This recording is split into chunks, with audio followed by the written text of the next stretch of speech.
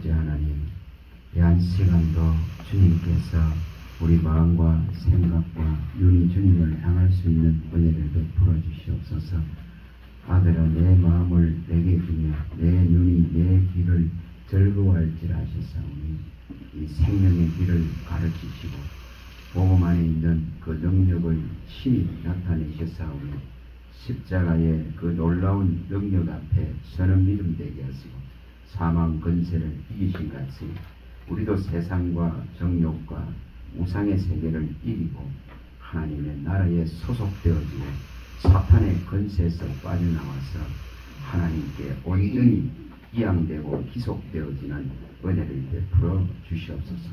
이 시간도 말씀하시는 이는 우리 안에 계신 아버지의 성령이심을 믿습니다. 각 사람을 조명하시고 각 사람에게 말씀하시고 깨우치시고 알게 하셔서 주의 종으로 다 설 수 있도록 은혜를 베풀어 주시옵소서. 예수 그리스도 이름으로 감사하며 기도합니다. 아멘. 다음 누가복음 5장을 봅니다. 5장.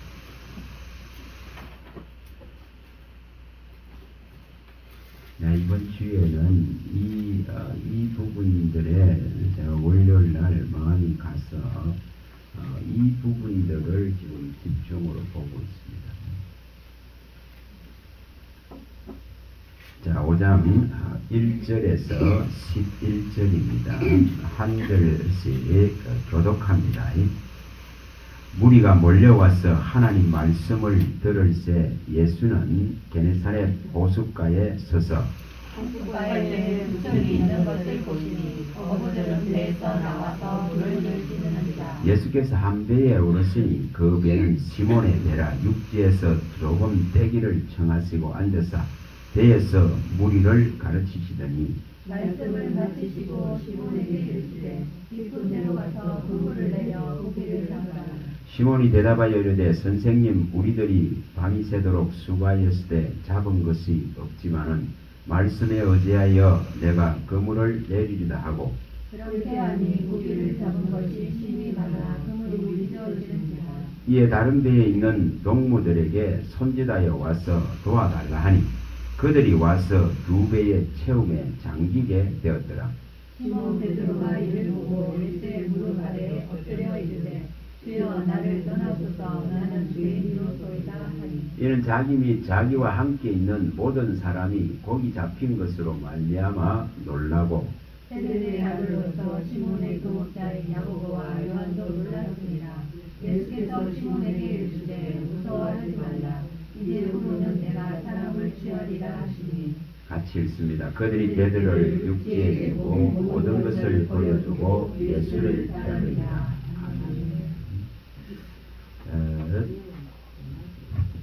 말씀을 읽기도 하고 이렇게 또 눈으로 자세히 보기도 하고 이것을 마음에 두고 묵상하고 이것을 또한 생각하기도 합니다.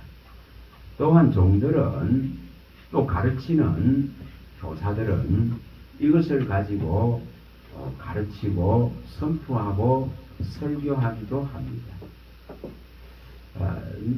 근데 이것을 우리가 조금 더 나아가서 깊이 있게 한번 생각해 보시도록 있죠. 우리는 이 남의 것을 이렇게 자꾸만 선택하고 남의 것을 가지고 오려는 이 습성들이 있습니다. 근데 성령은 가르침 자체가 틀립니다. 다릅니다. 사람의 가르치는 방식이 아니기 때문에 각 사람이 가지고 있는 지적인 수준이나 각 사람이 가지고 있는 또 생활의 정도나 환경의 정도나 또 각 사람이 가지고 있는 그 능력에 가장 알맞게 가르칠 수 있는 분이 성령이십니다. 우리가 이것을 단순하게 읽어가면은 100번을 읽고 수백 번을 읽고 1000번을 읽고 2000번을 읽어도 해결나는 게 아닙니다. 우리 이 방식들을 무조건 읽어라, 무조건 통독해라, 이게 아닙니다. 이런 방식 가지고는 답보상태입니다. 그래서 분명하게 이것을 한번 오늘 생각해 보세요. 짧은 시간이지만은 이걸 제가 서너 시간을 월요일 날 이 부분에 제가 마음이 꽂혀가지고 신학교에 여기 갔는데 또 이렇게 새로운 분들이 요즘 많이 오시더라고요.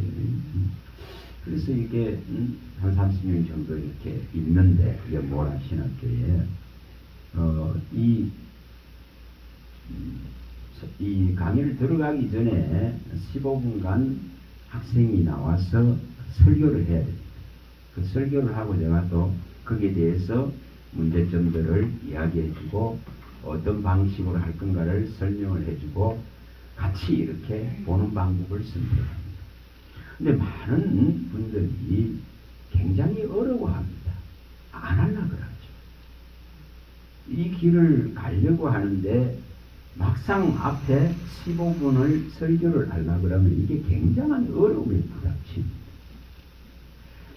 그래서 제가 오늘 예정에 없이 이 누가복음 5장을 이 1절에서 11절을 가지고 먼저 1차 이렇게 말했습니다.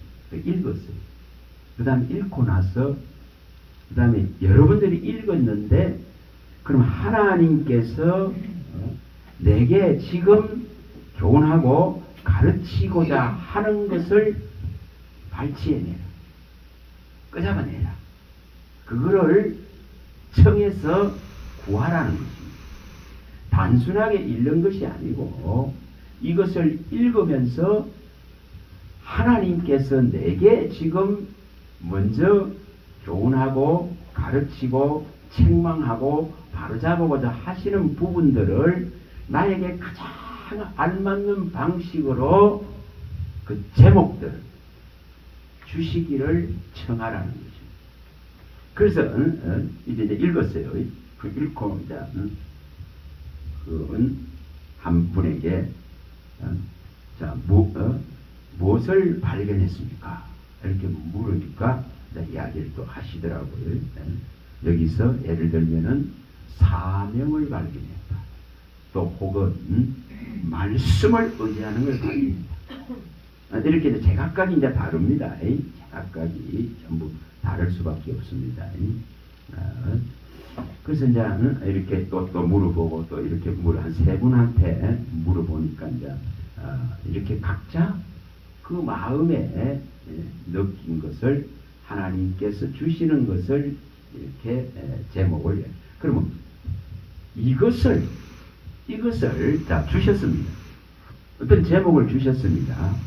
그러면 그 제목을 주셨으면은 이것을 어떻게 내가 요리해서 진짜 가장 최고의 음식을 만들어내는 것과 같이 이것을 만들어낼 것인가 하는 문제죠.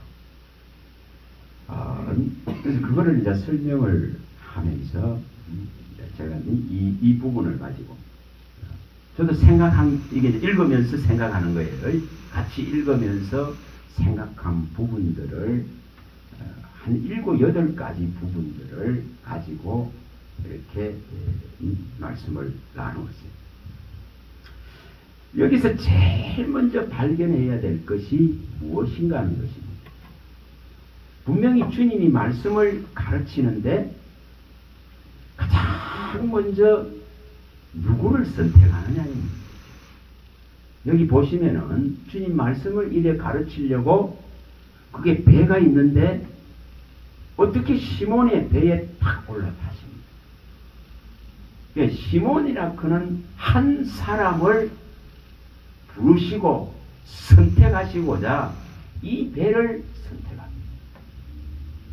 그래서 여기서 가장 중요한 것은 시몬의 배를 선택하셨다는 것. 자, 많은 사람이 있어요. 많은 무리가 있습니다. 그러나 이 80억에 달하는 인구가 있지만은 오늘 주님이 누구를 꼭 집어서 선택하실지 아무도 몰라요.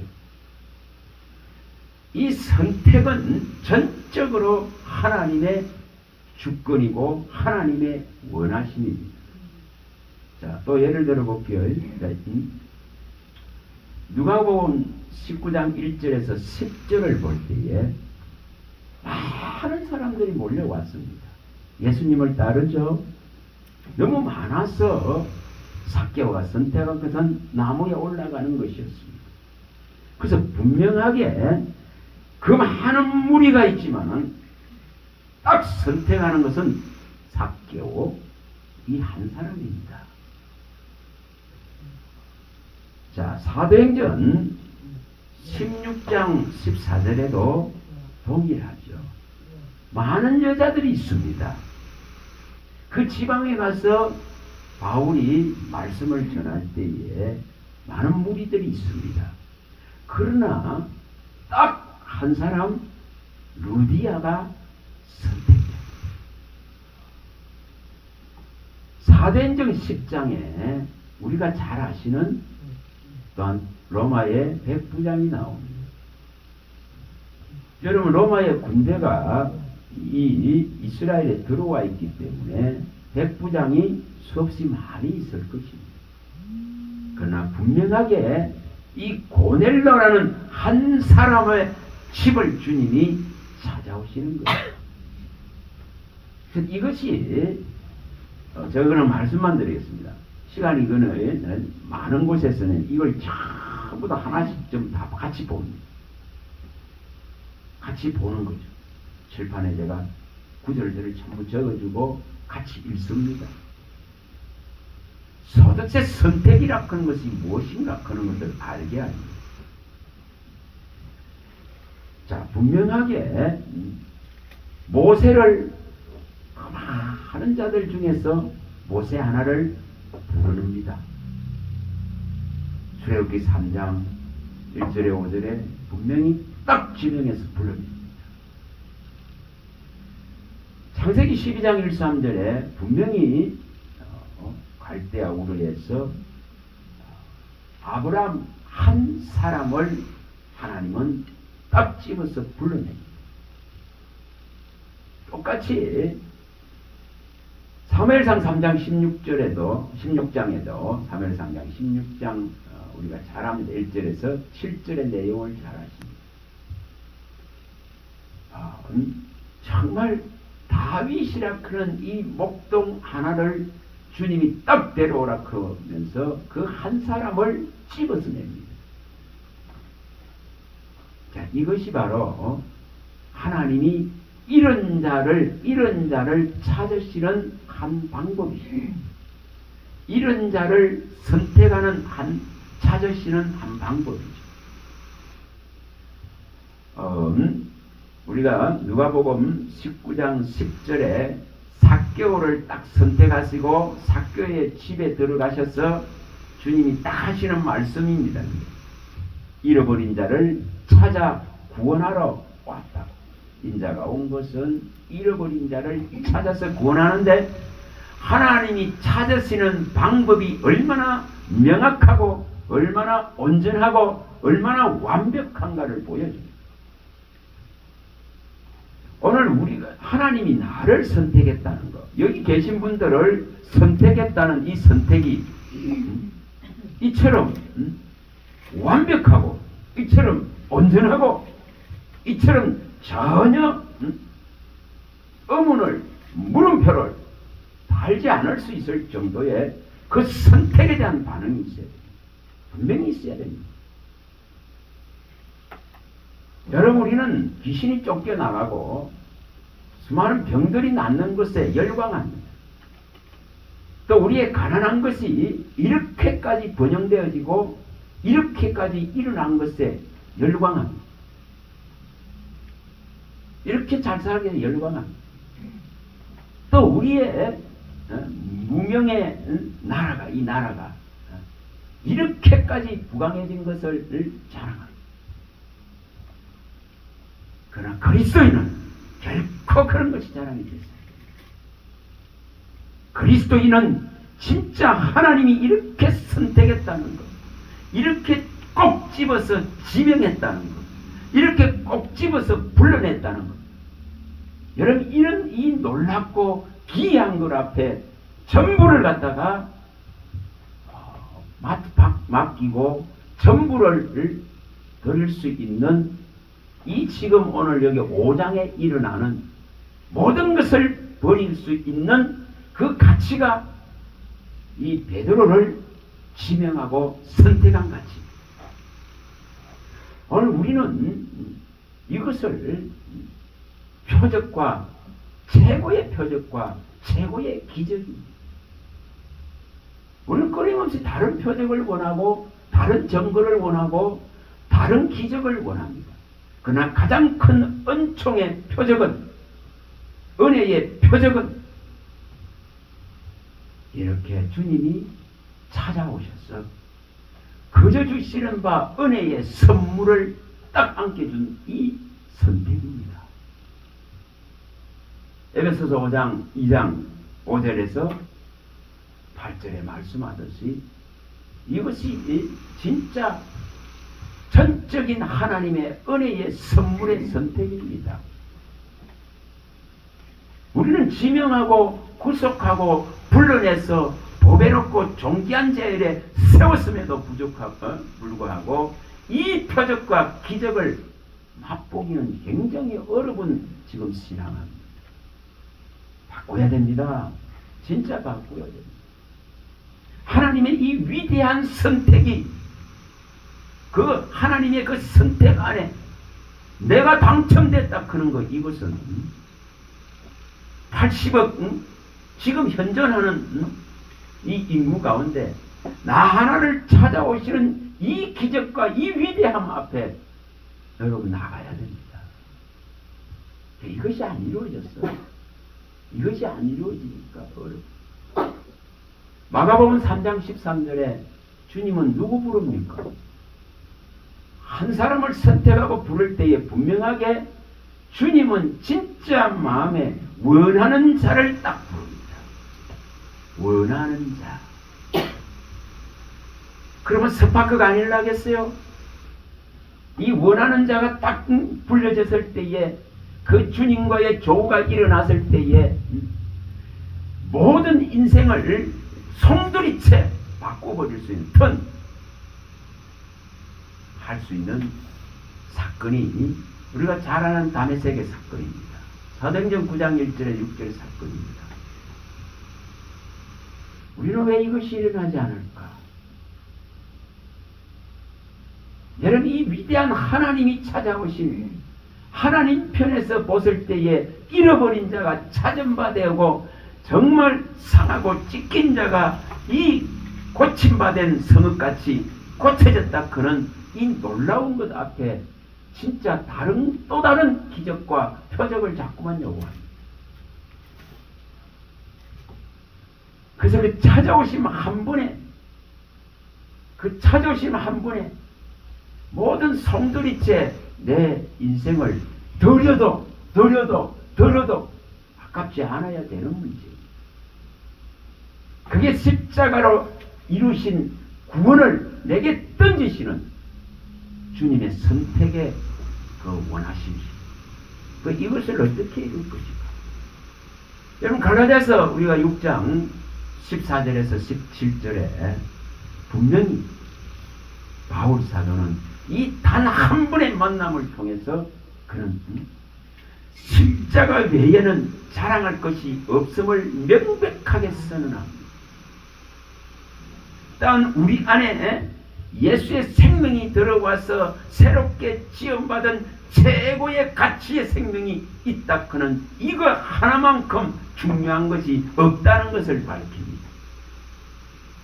또한 그는 이것을 가지고 있기 때문에 세상에 있는 어떤 것들도 자기의 신앙을 무너뜨릴 수 없고, 그리스도의 관계를 무너뜨릴 수 없고, 그 생명력을 무너뜨릴 수 없고, 이 선택에 금을 가게 할 수 있는, 세상에 어떤 괴롭게 할 수 있는 것도 존재하지 않는 것을 선언해버립니다. 여러분, 우리는 왜 이것이 안 될까? 우리는 온갖 세상에 하루를 살아가도 일어나는 수많은 일들에 스트레스 받습니다. 그게 전부 질병의 원인입니다. 마음을 못 다스리는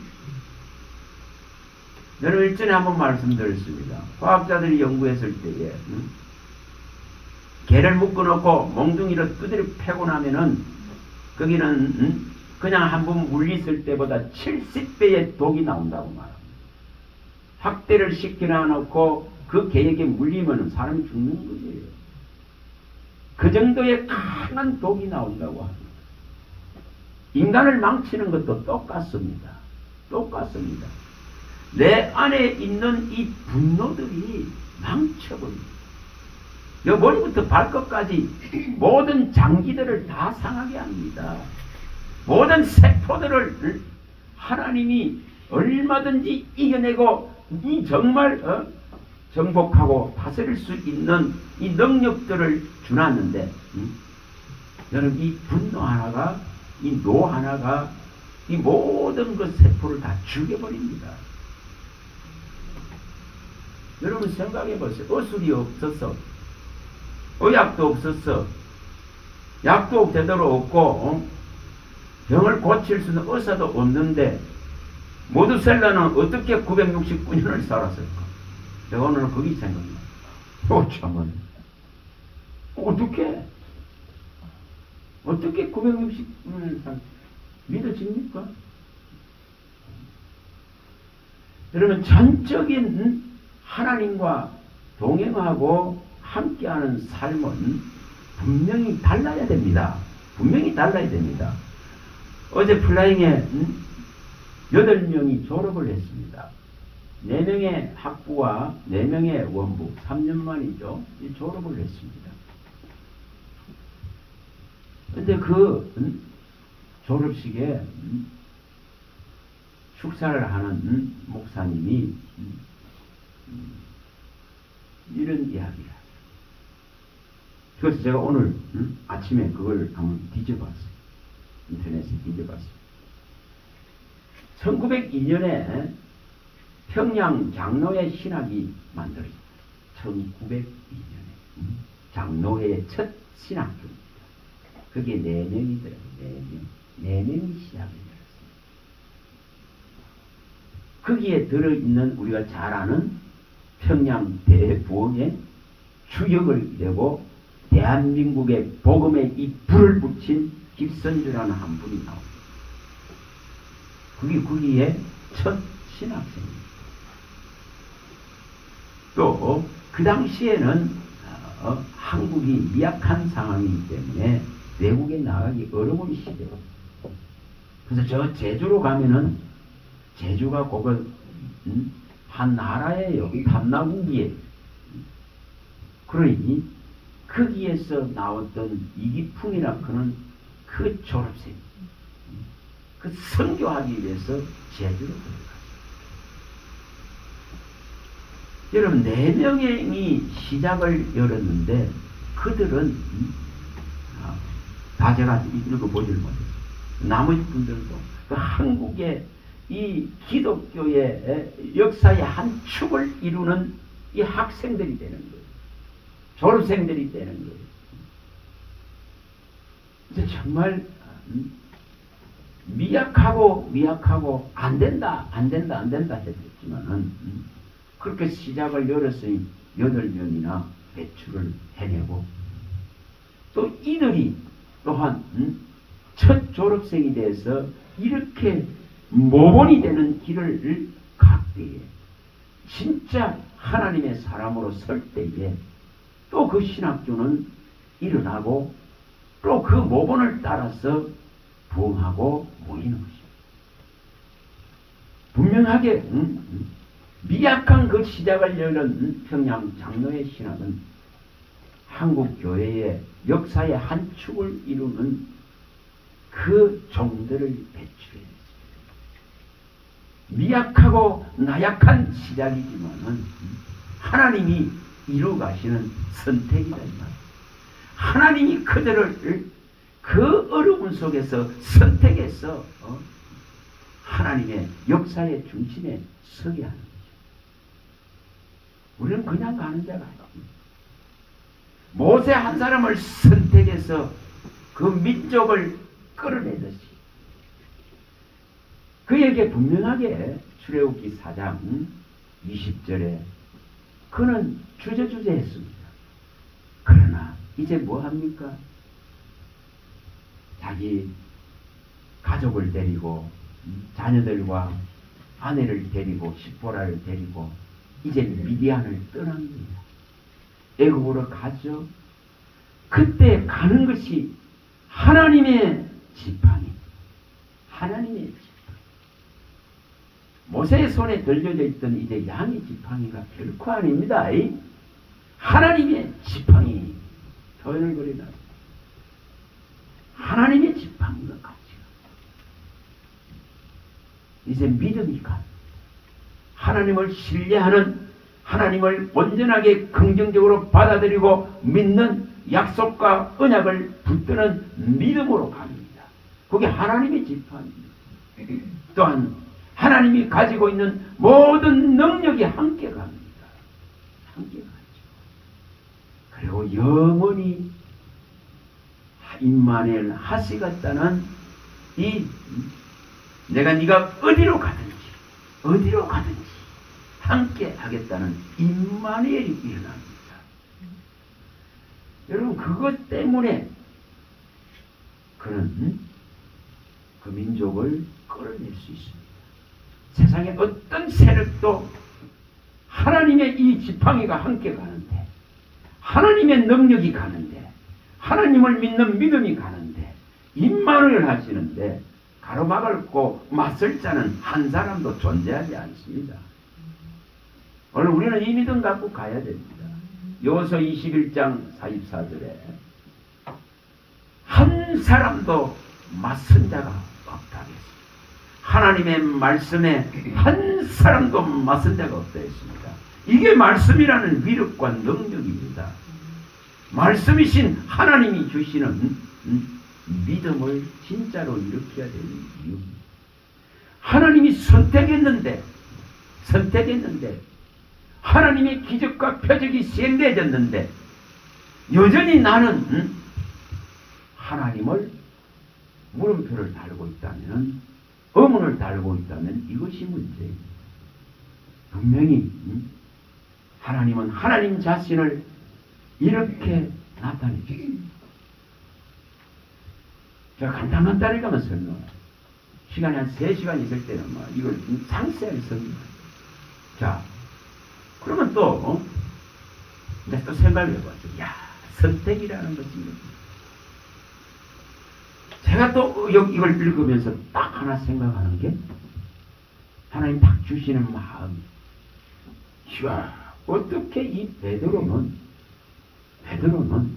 그리고 그의 형제 안드레와 그의 동무들 야고보와 요한은 어떻게 이렇게 한 번 말씀 들었는데 딱 한 번 주님 그 전에 만났습니까? 안 만났어.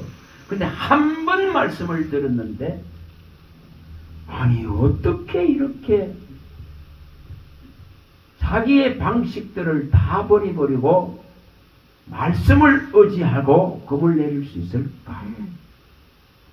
자, 우리는 지금까지 수없는 말씀 들었습니다.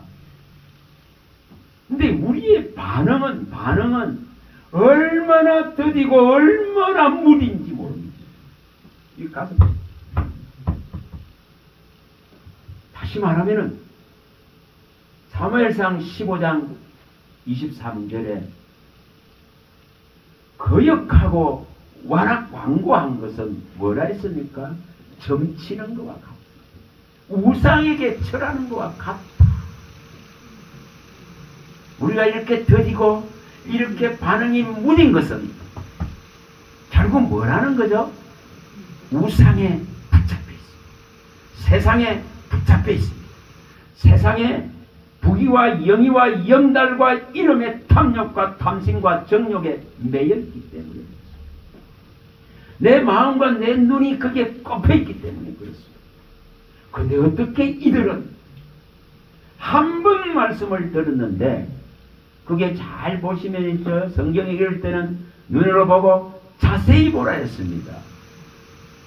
뭐 했습니까? 이들은 거물을 다 씻고 있는 것을 보여줬어요. 거물을 씻고 있다는 일을 마쳤다는 것이죠. 이제 밤새도록 숙에서 너무 피곤하다는 이야기죠.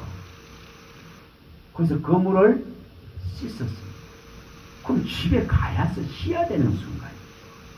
그런데도 불구하고 여러분 어부들이 거물을 한번 씻고 동계해가지고 다음 일을 준비해놓고 나는데 다시 그거 펼쳐라! 그러면 펼칠까요? 안 펼칩니다. 그런데 어떻게 이것이 가능한가는 것입니다. 어떻게 이걸 가능한가? 죄송한 소리지만 아까 여기 뭐 누가 왔던 분이 말씀을 들으러 왔으면 제대로 된 말씀을 듣고 왔다면 뭐 해야 됩니까? 누가복음 9장 58절에서 62절에 말씀하셨어요. 주님께서 분명하게 장가 가야 됩니다. 논 샀습니다. 소 샀습니다. 장례식 하러 가야 됩니다. 아니다. 여러분 우리의 신앙이 어떻게 이렇게 우선순위에 반응해야 되는데 안 합니다. 근데 어떻게 이 베드로는 이렇게 할 수 있을까? 생각해 보시면 그물 다 씻겼는데 자기에게 진짜 유익되는 것을 과감하게 버려버립니다.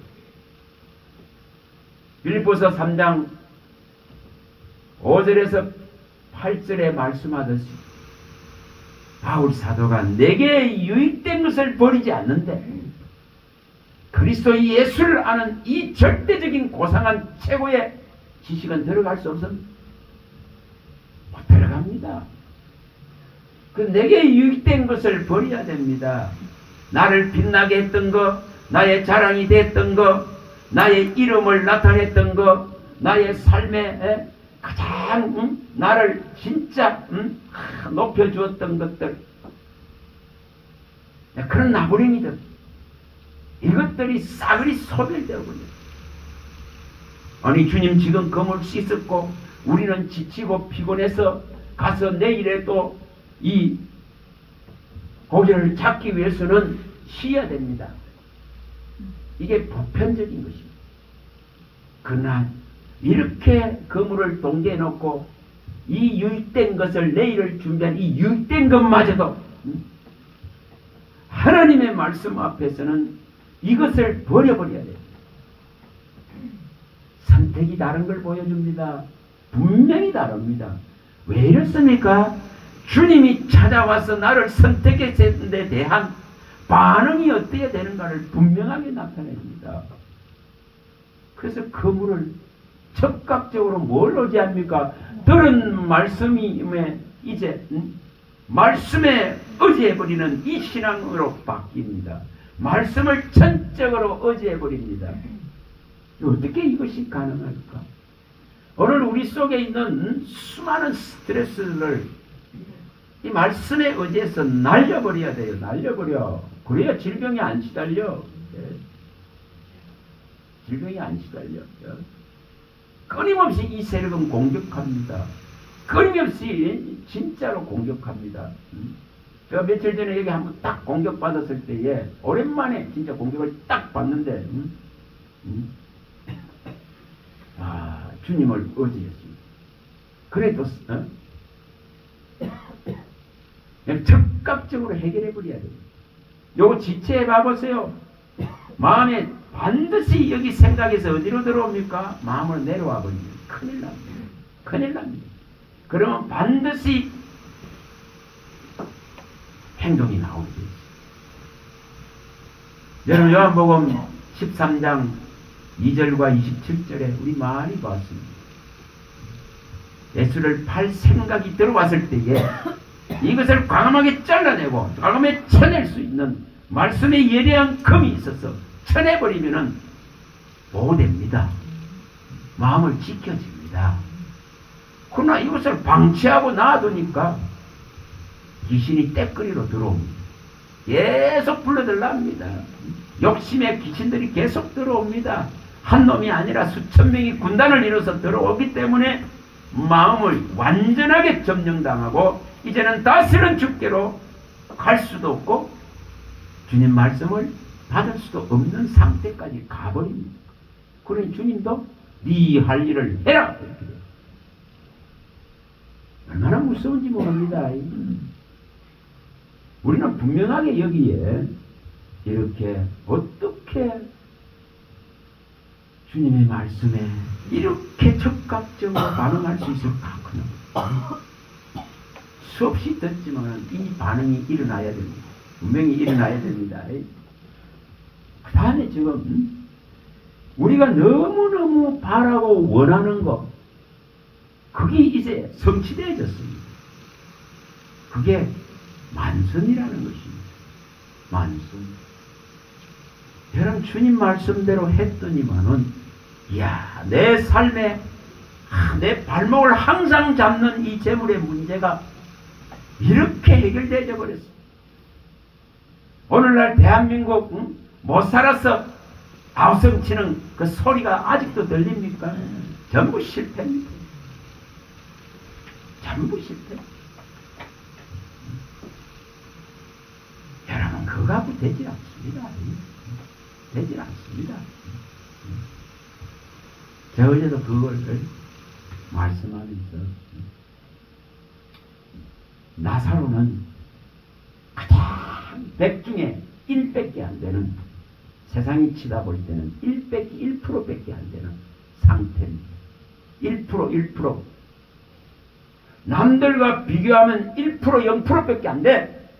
너무 비참하고 너무 비굴하고 너무 처참해. 온전한 실패 덩어리입니다. 덩어리. 그러나 그는 그 1%도 안 되는 그거 안에 그의 속에는 최고의 것이 담겼기 때문에 천국을 차지합니다. 그걸 만선이라 하는 거예요. 그걸 충만이라 하는 거예요. 여러분 사람이 보는 관점으로 보는 게 아닙니다. 그래서 여기 지금 분명하게 베드로는 뭘 선택합니까? 아니 만선을 이루었으면 큰 부를 이룬 겁니다. 모양은 배가 저 바닷가에 나가서 하는 고기를 잡아왔으면 이제 육지에 돌아와서 이것 가지고 즐겨야 돼. 그러나 진짜 이것을 맞아? 손에 잡아보지도 못하고 입안에 넣어보지도 못하고 이것 누려보지도 못하고 이것을 적극적으로 버리는 것을 선택합니다. 이게 또한 하나님이 위대한 선택을 내게 했듯이 내가 하나님을 향한 주 예수 그리스도는 위대한 선택을 하는 거예요. 진짜로 어떻게 하면 이거 이룰까?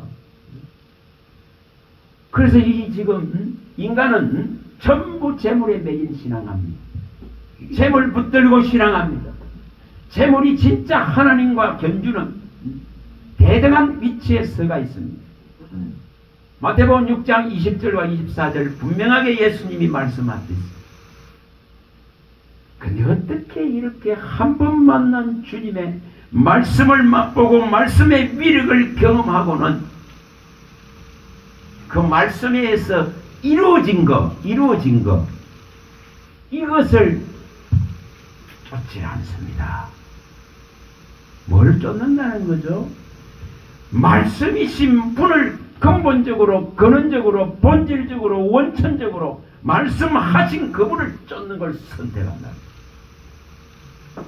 그게 지속적인 만선입니다. 지속적인 충만입니다.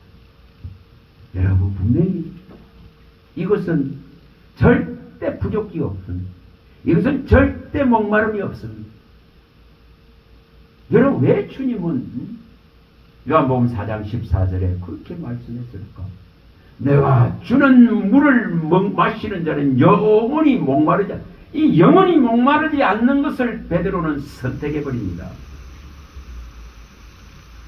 만선의 고기를 선택했다면은 그는 나중에 다 소진되고 나면은 또다시 목마름에 허덕이고 또다시 그것을 얻기 위한 투쟁을 하는 삶이 되어야 됩니다. 그러나 그걸 선택하는 베드로는 분명히 만선이 항상 일어납니다. 다시 말하면 그리스도로 충만한 목마름이 없는 충족이 일어납니다. 에베소서 1장 17절에서 23절이나 골로새서 1장 18절에 20절에 말씀하듯이 진짜 머리 되시는 분, 어떤 되시는 분, 충만케 하시는 분, 이 분을 쫓는 것을 선택할 수 있는 데까지 나가야 됩니다. 오늘 우리가 믿음을 가지고 무엇을 성공적으로 이뤘다면, 말씀에 의지해서 이런 결과를 맛보았다면 그것에 묶이고 그것에 매이는 삶이 아니라 본질을 찾아야 된다 이 말입니다. 원천을 찾아야 된다 이 말입니다. 이걸 이루면은 목마름이 없습니다. 목마름이. 어떻게 하면 이런 선택이 일어날까? 어떻게 이 한 말씀의 위력과 능력을 경험하고는 어떻게 이런 선택을 할 수 있을까? 우리는 이것을 마음에 두셔야 됩니다. 또 그리고 여기에 보시면은 이제 그 만선이 일어났을 때에 베드로가 하는 반응은 뭡니까? 여기 분명하게 8절에 나는 누구라는 거죠? 그분 앞에 무릎을 온전히 꿇습니다. 그 다음에 뭐가 일어나죠? 나는 죄인이라는 자기의 정체성, 자기의 지금 모습, 삶을 살아오면서 창세기 3장 5절에서 9절에 나오듯이 재범한 인생이 무화과나무로 정말 벌거벗은 이 수치와 부끄러움을 가리웠던 것을 그저 제껴버리는 겁니다. 그게 지금 베드로의 모습입니다. 이것을 가리고 치장했던 것, 이걸 벗겨버립니다. 벗겨버립니다. 그래서 이 베드로는 분명하게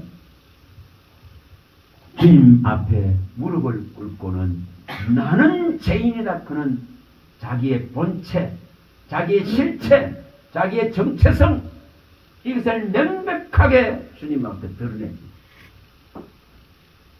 오늘 우리가 이것이 일어난다면 진짜 주님은 뭘 입혀주십니까? 구원의 옷을, 명백한 그리스도의 옷으로 이 수치와 부끄러움을 이제 누구도 볼 수 없도록 완벽하게 가려옵니다. 이사야 61장 10절이나 이사야서 61장 10절이나 로마서 우리가 13장 14절이나 갈라디아서 3장 27절에 말씀하신 대로 이제 그리스도만이 줄 수 있는 이 옷을, 구원의 옷, 의의 옷을, 이 진리의 옷을, 의와 진리로 지음받은 새 옷을 에베소 4장 22, 24절에 말씀하듯 이 새 옷을 명백하게 입혀버리죠. 얼마나 놀랍습니까 이게. 우리는 분명하게 우리의 위치와 신분을 떠나버리면 망합니다. 우리의 위치와 신분을 상실해버리면, 직분을 상실해버리면 망합니다. 어떤 상황 속에서도 이 입혀진 옷을 이제 벗지 마세요. 이 입혀진 구원의 옷이 더럽히지 않도록 보존시켜야 됩니다. 분명하게 계시록 16장에서 잘 밝히죠. 15절에 정말 이 옷이 더럽혀져서 발가벗김 당하면은 우리의 모든 수치와 부끄러움이 다 드러납니다. 그러나 말씀에 명백한 이 옷을 입고 말씀에 진짜 집중하고 주의하면은 부끄러움을 당치 않으려 했습니다. 또 여호와를 바라는 자는 수치와 부끄러움을 당치 않으려 했습니다. 이사야 49장 23절이나 시편 119편 6절 부끄럼 당치 않죠. 에레미야는 그 위기와 그 어려움 속에서도 한 사람도 듣지 않는다 하더라도 23년을 그가 외칠 때에 분명히 그는 말합니다. 에레미야 17장 16절에 나는 절대 이 직분에서 물러나지 않겠다. 그게 하나님의 위대한 선택 앞에 우리가 해야 될 반응이다 이 말이에요. 하나님이 나를 찾아오시고 나에게 이 죄를 기억도 하지 아니하고 도말해버리시고 이렇게 그리스도에게만 있는 의를 우리에게 주시고 하나님의 의가 되게 하신 이 놀라운 사건 앞에 우리는 다른 무엇이 더 필요합니까? 제발 다워다워하는 신앙 버리세요. 하나님은 내게 1%를 채워놨다면 그 1%가 하나님이 보시기에 가장 완벽하기 때문에 완전하고 온전하고 충족된 것이기 때문에 그 1%를 준하실 뿐입니다. 근데 그것에 만족하지 못하면 100%를 주도 만족 못한다 이 말이에요. 여러분 분명히 지금 만족하세요. 지금 내게 주의 영이 있으면 능히 나는 만족할 수 있어요. 고린도후서 3장 5절 주의 영으로 만족하시고 주의 말씀으로 모든 위로를 다 받고 주의 말씀으로 모든 고통을 이기고 주의 말씀으로 모든 환난 공고를 뛰어넘고 벽을 뛰어넘고 산을 뛰어넘고 분명히 이것이 실제로 일어나야 됩니다. 오늘 목사님 말씀한 대로 여러분 병 고치는 거 실제가 되어야 됩니다. 그리고 병들지 마세요. 안 되는 것이 최고죠. 그리고 병 안 들라 그러면 안 되는 방법을 선택하면 됩니다. 안 되는 방법을 선택하면 됩니다. 애굽에 내린 질병에 하나도 내리지 않겠다. 선택이 있습니다. 출애굽기 15장 26절을 선택하고 출애굽기 23장 25절을 선택하면 됩니다. 여호와를 섬기는 자에 이 질병을 제거하겠다 하는 약속을 믿어야 됩니다. 신명기 7장 15절에 분명하게 약속하신 이 질병으로부터 보호하겠다는 약속을 받아야 됩니다. 모든 질병에서 모든 병에서 너를 건지리라 하는 시편 103편 3절에서 5절을 받아야 됩니다. 너를 모든 파멸에서 모든 제약에서 모든 질병에서 건지겠다 했지 않습니까? 그럼 뭘 믿어야 되는 걸 말합니다. 이 말씀을 믿고 이 말씀이 나를 능히 고칠 수 있고 나를 새롭게 만들 수 있다. 그는 이 명백한 신앙이 들어가 버리면 해결됩니다. 분명히 해결됩니다. 그리고 여기에 자기의 정체성을 이것은 주님이 말씀하는 대로 이 누가복음 9장 23절이 되겠죠. 진짜 주님을 따라가려면 자기를 부인해야 된다. 그리고 자기 십자가를 지고 나를 쫓아야 된다. 허물과 죄로 죽었다는 시인을 이 베드로는 하는 거예요. 나는 죄인입니다. 나는 주님을 감당할 수 없기 때문에 주님과 같이 갈 수 없기 때문에 주님이 떠나소서 이렇게 말하죠. 그런데 이것을 이 문제를 완벽하게 주님은 해결해 줄 수 있는 정말 마태복음 9장 2절과 6절에 말씀하시고 시편 130편 4, 5절에 말씀하듯이 죄를 사는 권세가 아들 예수께 있습니다. 죄를 사는 권세가 여호와 하나님께 있습니다. 분명히 그의 말씀을 왜 바랍니까? 사유하는 권세가 하나님께 있기 때문에 말씀을 바란다 했습니다. 인생은 전부 죄병에 시달립니다. 그 고통에 시달립니다. 근데 말씀이 사유함을 일으키면 내 허물과 죄를 사해버리면 우리는 그 고통에서 능히 해방될 수 있습니다. 시편 41편 3, 4절에 밝히듯이 병상에 누워있을 때에 주님은 일으킬 수 있습니다. 일으킬 수 있습니다. 분명히. 그래서 이걸 선택하죠. 그래서 분명하게 우리의 모든 허물과 죄를 가리우고 덮어버리는 허물의 사함을 받고 죄의 가리움을 받은 복된 대열에 서야 됩니다. 이것에 서야 됩니다. 정말 이거 시편 32편 1절에 이것에 서야 됩니다. 에베소서 2장 1절에 이것에 허물의 사함을 받고 죄의 가리움을 받은 복된 자입니다. 언약과 약속의 자손입니다. 분명하게. 그리고 이 지금 고백을 통해서 주님은 이제 명백한 이제 뭐가 일어납니까? 사명이 주어집니다. 완전히 이 지금 명백한 고백 하나 때문에 나는 죄인입니다.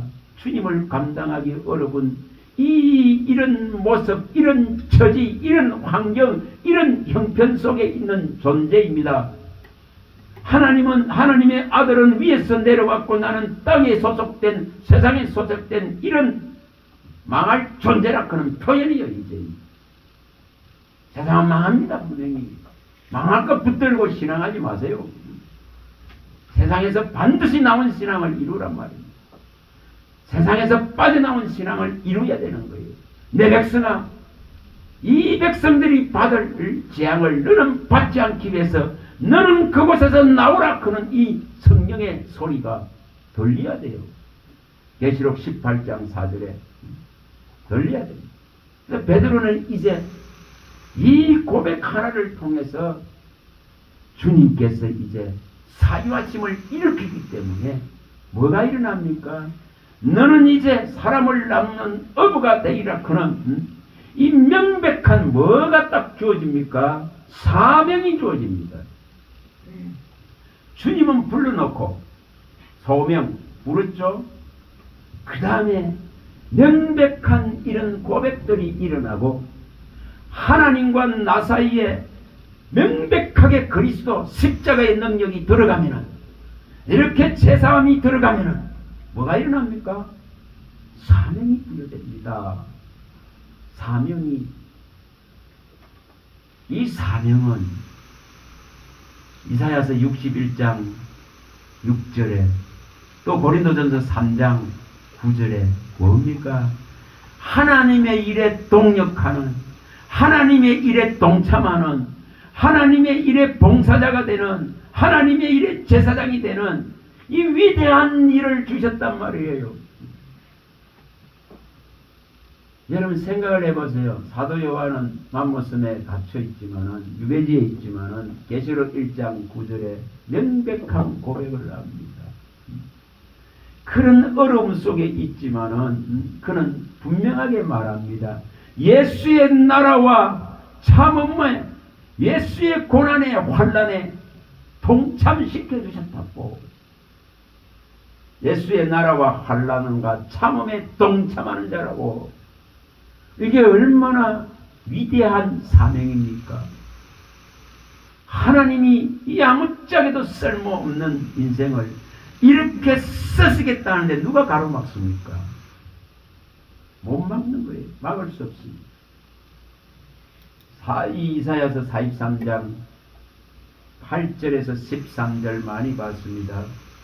열방과 민중이 해집던 곳에 하나님 외에 다른 신이 없음을 처음부터 그는 신이시고 유일하신 하나님이시고 유일한 구원주이시고 유일한 창조주이시고 전능자이신 것을 외치라고 우리를 불러놨습니다. 종으로 정인으로 세웠습니다. 그러면 하나님이 나를 선택해서 이렇게 명백한 고백 속에서 이렇게 사명이 부여되었다면 그 사명을 누가 가로막을 수 있습니까? 하나님이 행하시니 막을 자가 없느니라. 그래서 분명하게 이 사명을 발견하면 그 다음에 일어나는 것이 여기 모든 것을 버려두고 예수를 쫓습니다. 11절. 저와 여러분들이 이거 이렇게 해야 되지. 이 단계까지 가야 된다 이 말이에요. 주님이 선택했는데도 무덤덤해. 주님이 선택했는데도 아직 멀었습니다. 이러고 있어. 나 여기가 좁사오니 조금 더 기다리세요. 이러고 있어. 주님이 나를 선택했는데도 내 계획과 내가 이루어야 될 것이 너무 많습니다. 이러고 있어.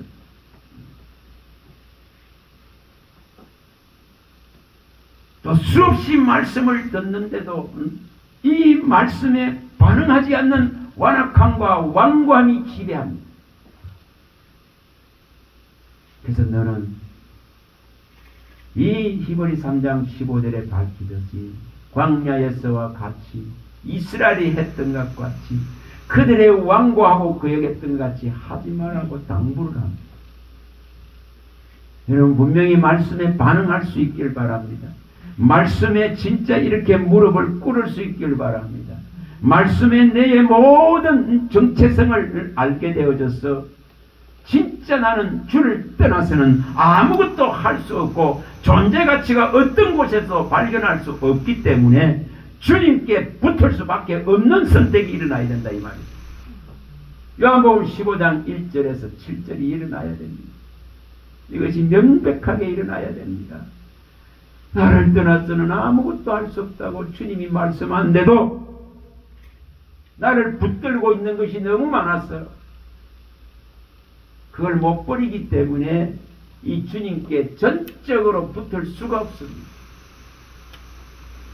어떻게 하면 한 분의 부르심에 한 분의 말씀에 이렇게 경험된 이것을 전적으로 바라보고 말씀이신 이 그리스도를 이렇게 쫓기 위해서 모든 것을 다 버릴 수 있는 이 결심과 결단과 용단을 일으킬 수 있을까? 우리는 이것을 생각해야 돼요. 여러분 이 지금 5장에 나오는 이 설도 수없이 들었습니다.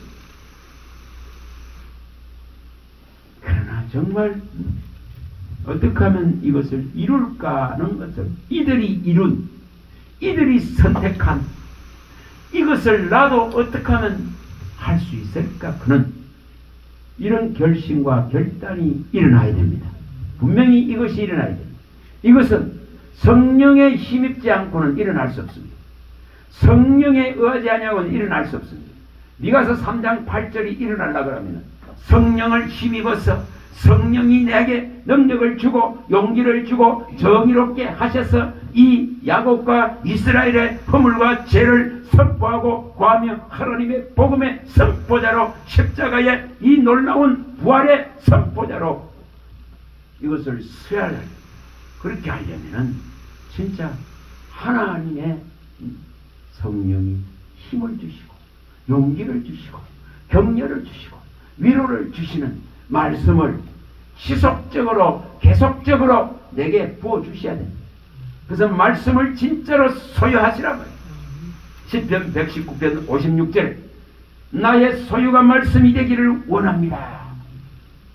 나의 소유는 이것이니 주의 말씀을 믿고 주의 말씀을 받아들이고 주의 말씀의 법도를 향해 달려가는 지키겠습니다 하는 이러한 신앙의 고백들이 일어나야 됩니다.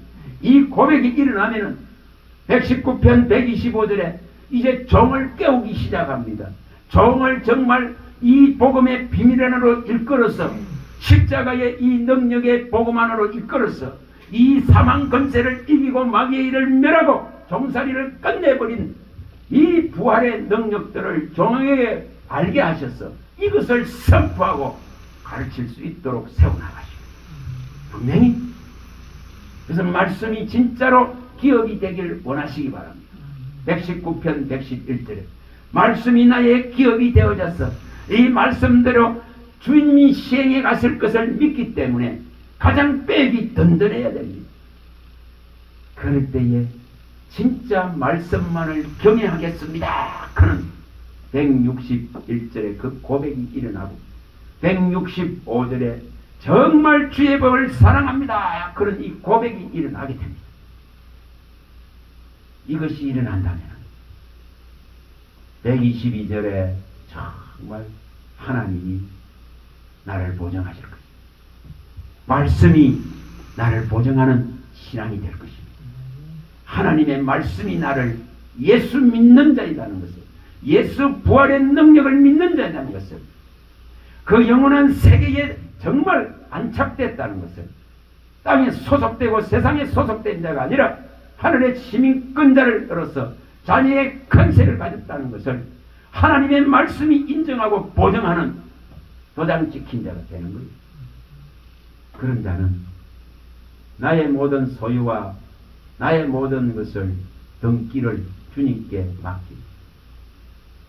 여러분 집을 사고 땅을 사고 등기해서 내 권리를 행사합니다. 우리는 이게 우리의 것이 아닙니다. 주님께 이양되어야 됩니다. 모든 나의 소유권이 주님께 이양되어야 됩니다.